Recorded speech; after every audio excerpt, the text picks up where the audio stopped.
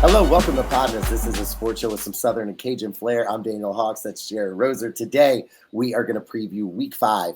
Hell of a Week 5 in college football. So many good games this weekend.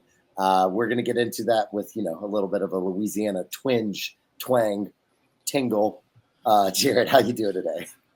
Doing all right, man. I saw your face when I said tingle. Yeah, I didn't know. Tease of life. I didn't know what the hell was about to happen there, which is pretty par for the course. I think we're really rounding into form. I think we're finally getting into mid-season form. I'm excited about it.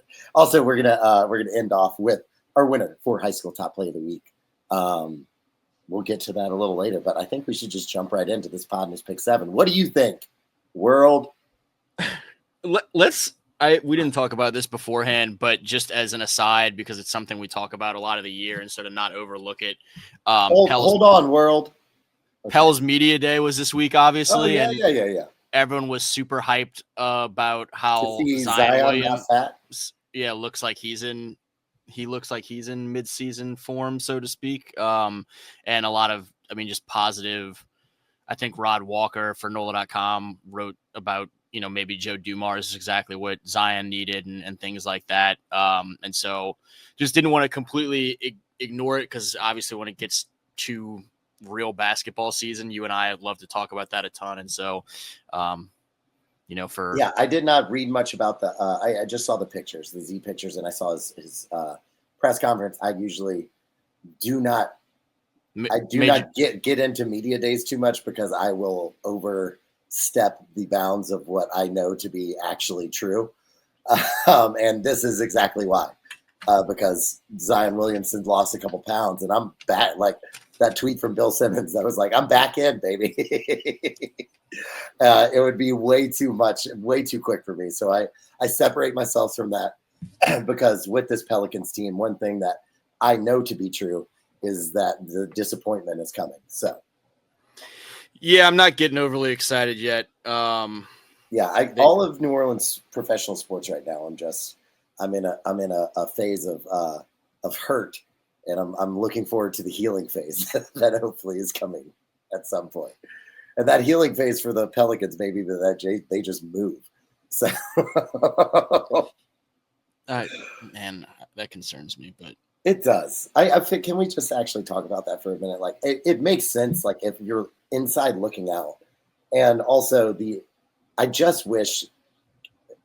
I feel like if they just beefed up the facilities down there, and they actually the ownership put some money into making that a better stadium, making the because it's always at the bottom of the list of facilities for players and all of that kind of stuff. And I know that there's great doctors, there's great specialists there in Louisiana. I just feel like it would be a very good place for people to come if some time and some love and some TLC was put into the Pelicans in general. And I would love to see that franchise like flourish down there because I do think there are basketball fans in New Orleans that would love to see that as well. And to get it taken away would just be it would be while I get it from the NBA's perspective, if that were to happen, it would be very sad. It would be a sad day. The facilities dynamic will be a big piece of the conversation and just ownership dynamics in general moving forward. And there's definitely a basketball fan base. I know guys that travel down regularly from the 318 area code to come catch Pels games on like weeknights, work nights, school night type stuff. And so it's there, but we've hit past our minute that you asked for to talk about Pels. So let's get to some football and get back to some Pels. And I don't know. It was pretty close though. It was like what, 105? Well, I started it late too because it took me time to get to the stopwatch. So we're at like a good 90 seconds. Too much. 30 seconds too much. It's football season. Let's go. Podmas Pick 7. Here we go. There'll be something on the screen there. I'm going to put it there this time. I have the time. First up, we'll go with the biggest game, at least from our perspective. I know there are a couple very big games which we will get to later. But LSU at Ole Miss. 2:30 p.m. on ABC. ESPN has Ole Miss at a 73% chance of winning this game. That's a lot of percentages. That is a lot of percentages. So we know what happened last year. Jackson Dart kind of makes a few mistakes. He makes a few errant decisions that kind of cost them the game in Tiger Stadium last year, a game that they definitely should have won. This is a completely different team, but one of the things that really was LSU's Achilles heel last year, and where we really saw that defense start to fall apart and that season start to unravel, was when LSU played a mobile quarterback. And Ole Miss has a mobile quarterback. Chambliss can move around. He's very wily, twitchy in the pocket. He can make a lot of plays with his feet. This LSU defense, though, has been different all year. We don't even need to talk about Whit Weeks and the Lane Kiffin's daughter purview of this. But how do you see this LSU team going into a hostile environment? And do you think that they are up to the challenge and ready to kind of prove ESPN wrong in general, but come out and really say, hey, we are one of the top contenders for a national title. Here's where it lands. How do you think LSU does this weekend? Sure. I think they're capable and prepared and all those things to do that. I think it's going to be a battle, as a lot of these LSU and Ole Miss games often are. Last year it took a late comeback and an overtime touchdown and all those things to win in Tiger Stadium. A couple of years ago, even with no defense from LSU, there was enough offense that it was still a one-score game there late in Oxford. And we've seen varying forms of this, just chaotic high-scoring shootouts, chaotic, ugly, low-scoring games where somebody has the right play at the right time. And so I think there's going to be some points scored. I think that's more of a testament of modern football and to Ole Miss being as good as they are than it will be an indictment of the LSU defense. I do think the LSU defense is very much for real. And I think LSU's offense will continue to look better now that Nuss is healthy and feeling more like himself. I think your point of containing Chambliss is as pivotal as anything, particularly on some third downs. You've got to get off the field. And that's something that burned Tulane last week, is a couple third downs where Chambliss was able to get away and extend drives. And that's such a backbreaker for a defense when you put a team into a 3rd and 7 and you have everybody covered well downfield. And suddenly there goes the quarterback picking it up with his legs. And so that's going to be a really key piece when LSU's on defense, Ole Miss on offense. And then on the other side of things, something we talked about earlier this week, LSU's got to find a way to have some level of balance in terms of a running game that can be established to take some of the pressure off of Nuss to not have to be Superman all the time, which he's certainly capable of being as good of a quarterback as there is in the nation. And he showed that often late against Ole Miss last year. But finding something from Caden Durham, who seems like he's going to be ready to play, or Juwan Johnson or whoever is back there alongside him or behind him in the backfield. As we get into picks, I am going with LSU to go out there and get a win. It is going to be a task. It's going to be a challenge, and I'm not overly confident about it, but I've seen less complete LSU teams pull off wins against Ole Miss, both last year as well as, in past years on the road in Oxford. And so I'm going to take this team with a defense that is legit and an offense that's starting to come together, I think, to go out there and get a win. Okay, here's my, headline of the future. It's not a headline. I think both Anderson boys go off. Obviously, that means Nuss has a really good game too. But I think both the Anderson wide receivers have over 100, couple tutties between them, and I think that helps propel LSU to a win. Obviously, with a complimentary defensive performance. I think one of the things last year, not having Harold Perkins in that Ole Miss game, he was hurt by then, right? Yeah, he was hurt by then. Yeah. I think will be super helpful in the ability to, throw a spy on Chambliss and still with the Weeks brothers, not lose a step in coverage by having someone, focused on Chambliss on that time. honestly, I know it's completely, completely different, but really look at what the Lions kind of did with Lamar Jackson, and kind of echo that on defense. I think that's a really good, obviously, Aiden Hutchinson is just a man, and there's a reason why he was the #1 overall draft pick. And that Lions defense is completely different sport. But I do think taking some of what they did with Lamar and containing a very mobile quarterback is something that I would love to see from this LSU team on this Saturday in Oxford. The Perk deal is a good call too. I mean, taking it back 3 years ago, I guess, to the freshman year of Perk, where we were kind of waiting for him to get more opportunities as the season went along. And the Ole Miss game was one that he got more opportunities, changed that game in the second half. And Lane Kiffin, after the game, when asked about kind of what had occurred, said, well, and I'm trying to remember what number Perk wore as a freshman, but whatever number he was, like, well, they played him more, and he's a dude, and that changed a lot of this game. And so this matchup is one that Perk has had notable success in, even from kind of the onset of his career. And, maybe not everybody on that LSU defense is Aiden Hutchinson, but Perk's a guy at this level, and, Whit Weeks is a guy at this level, and that secondary looks like they've got a few guys at this level, and so on and so forth. And they're playing really well together, playing disciplined as a unit overall. There's been a lot of praise for Patrick Payton and kind of some of what he's set up in terms of not getting selfish, not getting out of his 111 and going to play hero ball, but just him as kind of a poster boy, so to speak, of these guys are playing to the defense in a way that is what you need when you're trying to contain a mobile quarterback. And so there's a lot to like about where LSU is right now. Yeah, absolutely. And one thing I did want to bring up before we move on from this game, do you think that this is a game offensively where, and not to say that the full playbook hasn't been brought out, but do you think this kind of expands? Maybe we see some stuff that we haven't really seen scheme-wise from this LSU team, where they kind of let some more stuff out, in the open. They're outside of the Clemson game, obviously Florida as well. Like, they've had a couple quote unquote tough games going into them, but I don't think that they've really opened up the playbook offensively to I think where they think that they know that they can be.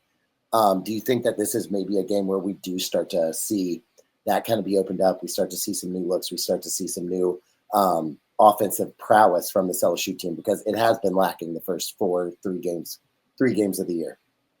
100%.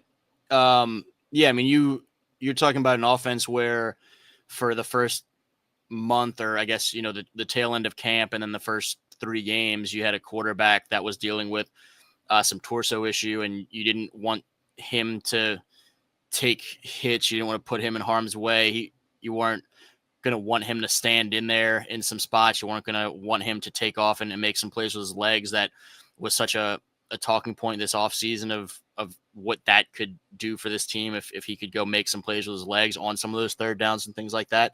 And he didn't seem as comfortable driving the ball downfield and stretching some things vertically. And so you saw some of each of those things opening up a little bit against Southeastern this past weekend, but obviously that was an FCS opponent that you were kind of cruising past. And so you still had the luxury of not unleashing a lot of things that, may be necessary to get some wins here the rest of the way, starting with this weekend in Oxford. Well, we will give you a recap of that, obviously, on Monday. So it goes, hopefully, LSU.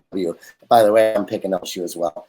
I know, actually, in our pick'em prior, in our season preview, I think this was a first loss. I did a back-to-back losses, but now that we're here in the moment, I can't stick with that. I'm not gonna go against it.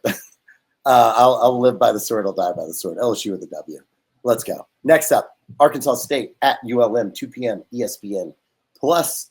Arkansas State comes in off of a loss and a really close loss to that Kennesaw State. And ULM on the other side, a really close win versus UTEP. What are we seeing from this ULM team? Do you think that they have what it takes to to beat this Arkansas State team and their quarterback. I believe is it Jalen Raynor? No idea. No idea. Yes, it is Jalen Raynor.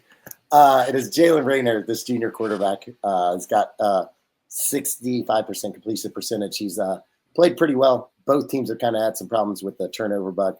But where are you going with this one? Yeah, and last week, ULM had actually opened up a pretty sizable lead on the road at UTEP, and then UTEP started to make their way back late, but ULM had a couple of interceptions on back-to-back Miners drives to close that thing out. And, I don't think this has been what Arkansas State's 1-3 right now, I believe. I don't think that this has been one of their better teams or their better starts to the season or whatnot. And ULM has seemed to kind of find its way into some of what it was successful with last season, with defense as a calling card and being able to buckle down when they needed to and coming away with big, timely or high impact, high leverage situation takeaways. And now they get a chance to come back to the friendly confines of Malone Stadium here on Saturday. And so I'm going to take the Warhawks to get another win. Hopefully they do and kind of keep impressing us a little bit early in this season. Yeah, I'm going to be contrarian because I need to catch up, and I'm going to go with Arkansas State. So there we go. You don't have to blame me if you don't have any faith in the Warhawks, man. Don't use me as your scapegoat. No, I'm going to 1,000%. I am. So, all right. Next up, Tulane at Tulsa, 3 p.m. on ESPNU. Tulane coming off of a very brutal loss to the aforementioned Ole Miss. This is not an Ole Miss team. I think that Tulane kind of gets back on track. They take care of business with Tulsa. I really don't care that it is not, it is an away game. Tulsa fans, the Tulsa crowd does not scare me. And I think that Retzlaff kind of gets back on track, especially with a little bit more of the running ability and having more than 50 yards a pop both ways for that. So, yeah, same sort of deal. This Tulsa team is not this Ole Miss team. I think there's going to be a little bit more opportunity, some more separation from the receivers, and that it'll also be a focal point for Tulane to make sure that they're getting some passes completed early and getting into a little bit of a rhythm. And I just think this Tulane team is right there in the thick of the top group of 5 programs in the country right now. And so I think they shake back and go get this road win and head into the bye next week, still in a good position overall and able to start kind of getting healthy from a really rough start to the season in terms of just level of competition consistently. I think has been taxing. This was Retzlaff is 26 in the nation in rushing. I was looking, I knew it was top 30. I couldn't remember where, so I was looking up. But he is he's 26 in the nation. And Russia in the world, in a lot of ways, you could say. The world, yeah. I don't know what they're doing over if they have do they have a Chinese football league? I don't think colleges, but there is football in China. Yeah. Okay. Well, that's nice. I don't want to, speak for them. I don't know how their rushing attack is going over there, but in America, in the America world, which never mind. Let's move on. Alabama versus Georgia. This is another big one this weekend. Number 17, Crimson Tide. Number 5, Georgia Bulldogs. It's going to be 6:30 p.m. It's going to be the ABC night game.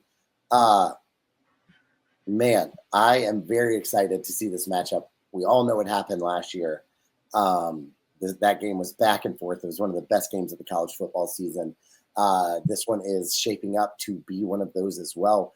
Bama kind of looking to kind of fully get back on track after that stumble against Florida State at the beginning of the year. They looked great, but those other games that they have played, and Georgia kind of looks like a really good Georgia team. Maybe not one of the national championship Georgia teams that we saw, but they look very, very good. And whoever comes out of this game, I think, obviously vaults right back into that conversation of being definitely a national title contender.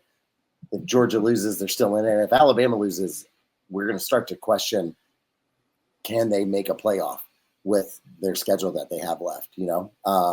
Thinking that I think each of these teams might lose one more game later in the year, depending on what that is, whether it be the SEC championship game or just whoever else they have in an SEC schedule. But huge game for both teams. I'm going to go with Georgia here because I literally hate Alabama with all of my heart. So, and I don't want to pick them if I don't have to. Yeah, I'll take Georgia. I really don't know. These games have been fun almost consistently, even in years in the past where you think one is going to dominate. There have often been some really great ones to watch, but just I'm not sold on Alabama still being Alabama. We talked about it after the loss to Florida State, and obviously they've regrouped some, but this Georgia task is a much different challenge than what the past few weeks have been. And so I'm going to take Georgia to win this, and all of that room for error for the Crimson Tide the rest of the way to be pretty much out the window, as you mentioned. Yeah, that's what we want. That's what we're hoping for. Come on, doggy. All right, next up is going to be number 6 Oregon at number 3 Penn State. It's a whiteout game there in Happy Valley, 6:30 on NBC. Dan Lanning has this Oregon team looking good. James Franklin is 4-20 versus top 25 opponents. I'm sorry, top 10 opponents. I think he loses again.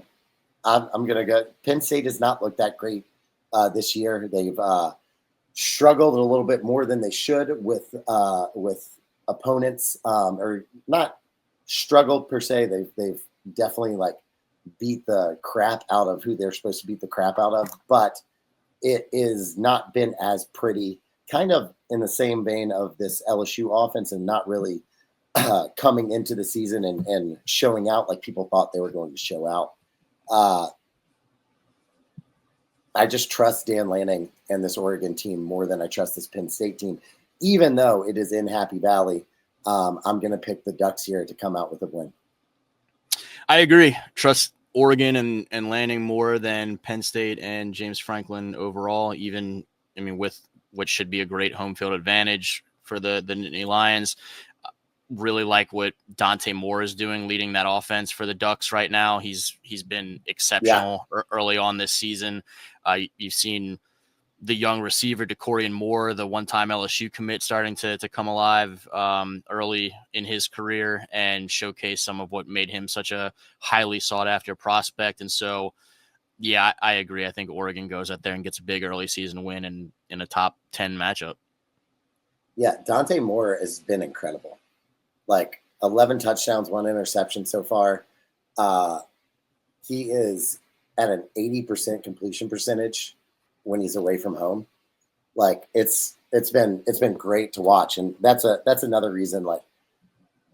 Dante Moore's just playing better than Drew Allard right now. Yes, playing 100%. Much better football. So, and you mentioned away from home. I mean, look, who they've played so far has been Montana State, Oklahoma State, at Northwestern, and then against Oregon State. And so this will far and away be the biggest challenge to all of those things that we've seen. And I have confidence in Oregon having him ready to play well in that setting and to play call some things to help him play well in that setting. Yeah, absolutely. All right, moving on. Got 2 more left. Next up, Marshall at the UL Cajuns, 7 p.m. ESPN Plus if you're trying to watch it and not in the local market. UL needs to find their footing here. This is a big game. This is a big game for them. This is a big game for the Cajuns. I think this is a big game for Daniel Beal. Coming in, Del Rio Wilson for Marshall has not thrown an interception yet. So I think if the UL defense can kind of help out this offense and kind of get the ball back or stall out some drives, I think that the Cajuns can come in this Saturday and get a W. Obviously, it's much easier to play at home when they're on the road, very far away from home last week in Ypsi. Lips Spanty, Eastern Michigan. I think that there's a bounce back. I think we're going to see why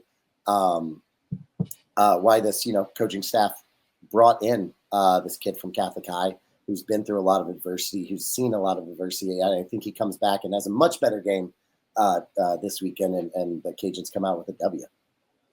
I hope so. It is certainly a big game. It's an opportunity here for the Cajuns with the start of Sun Belt play, just kind of get a fresh start, and the opportunity to do it at home is really nice. I'm going to be out there Saturday for that one. And yeah, no, it's I may need to change my pick. It has not boded great for them in FBS competition in recent years. Yeah. There's a lot of excitement for members of this Cajuns team that are back from last year's team of trying to, get back against the Thundering Herd and whatnot. The thing for me that I worry about is they've just been so banged up, and they've had trouble kind of getting. I mean, the offensive line's been banged up. Shelton Sampson's hurt now.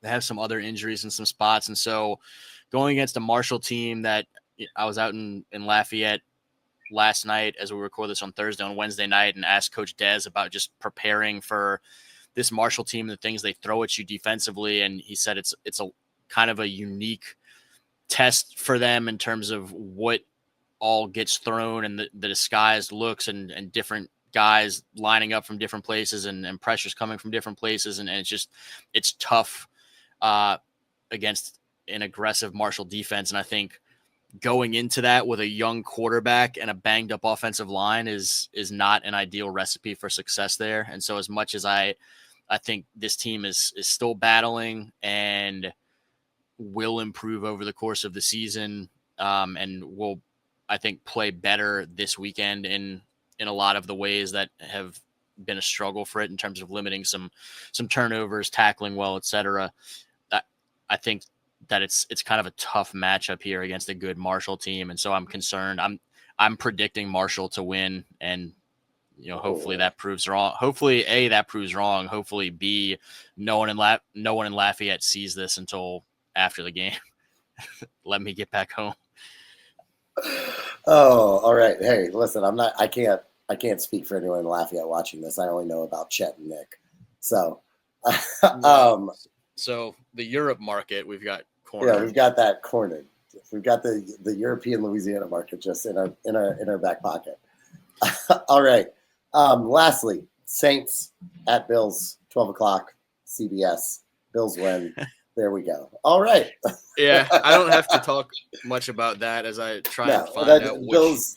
And the only way I think the Saints get a win any week is if a team comes in and it becomes a trap game.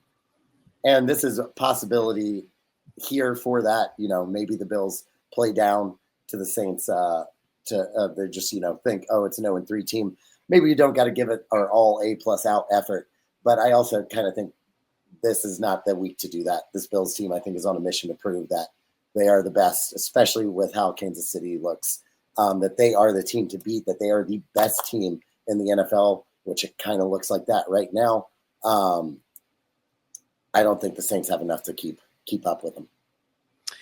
I feel bad about not picking the Cajuns, and I am optimistic the Cajuns can prove that prediction wrong. I don't even feel bad about not picking the Saints here. This is the lock of the week for me.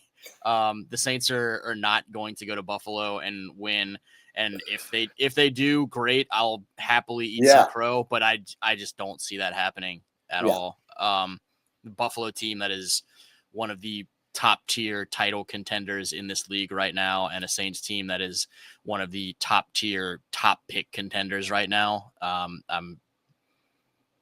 out.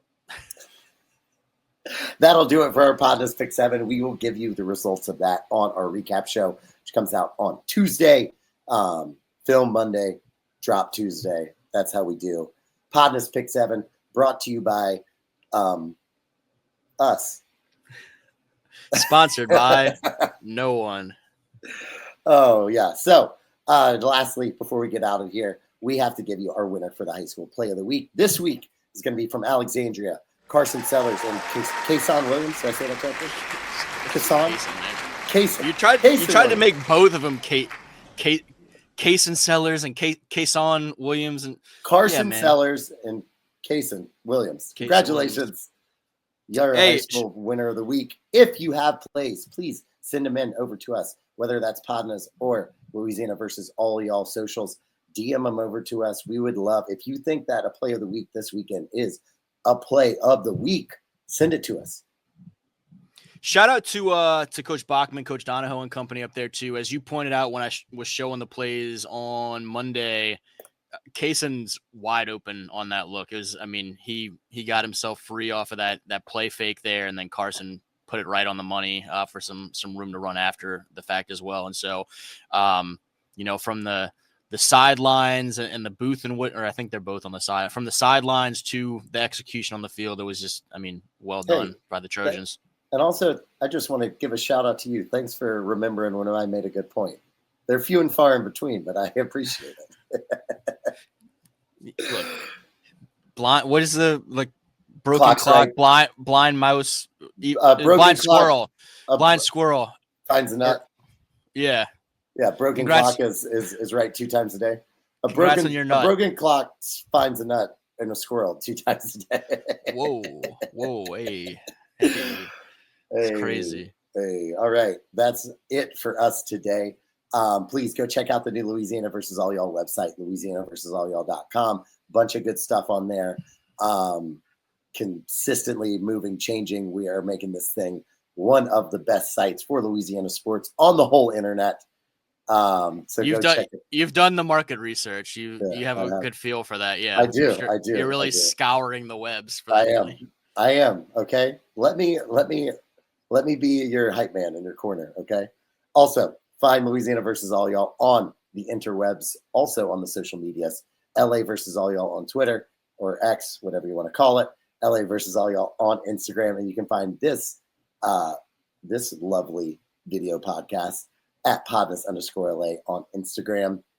That's all we got for you. We'll see you on the recap show beginning of the week next week. Go Tigers.